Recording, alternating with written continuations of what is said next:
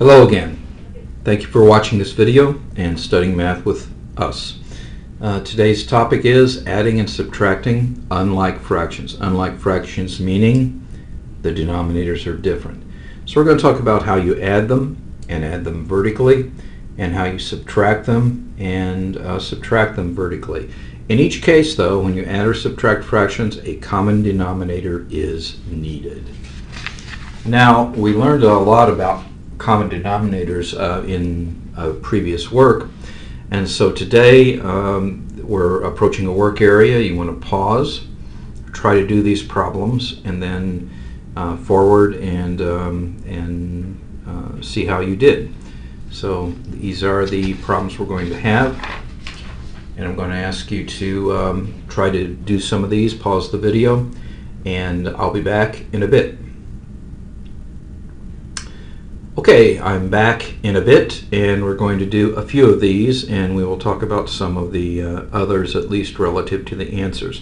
Let's look at this problem called C. So in C, we have 12 and we have 30 as denominators, and we find that it is 120 is the common denominator between those two. And so we say 12 goes into 120 10 times.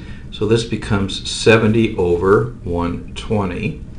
And this 30 goes into 120 4 times. So it becomes 36 over 120. So we add those two numbers and we get 106 over 120. And 2 will go into both of those. And so we have 53 over 60 as our final answer. Now here's another problem, and in this one you see that 24 is the least common denominator. So I will have 16 over 24 plus 2 over 24 plus 4 over 24. Now when I add those, I will have 6 and 6 is 20. It is 12, and you carry, so it is 22 over 24, or 11 over 12 in lowest terms. Now let's do a subtraction problem. Let's do this subtraction problem. We have 2/3 minus 3 over 16.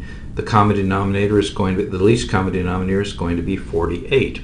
So this is going to be 32 over 48 minus 9 over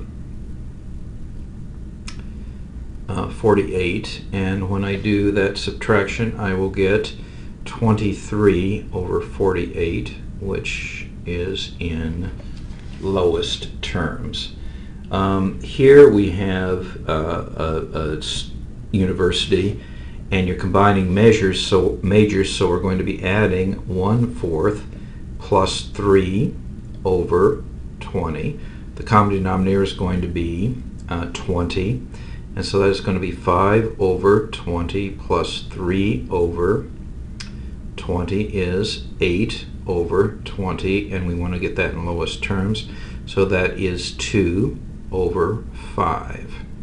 So the answer to that would have been 2/5. The last problem, when you read it, it involves subtraction. So I'm going to take 1/2 minus 1/5. Now when I do that, the common denominator is going to be 10. So it's 5 over 10 minus 2 over 10 is equal to 3 over 10. Now here are the answers to the rest of the problems that were offered here. You can pause these to write these answers down, and that's a way that you can check your work.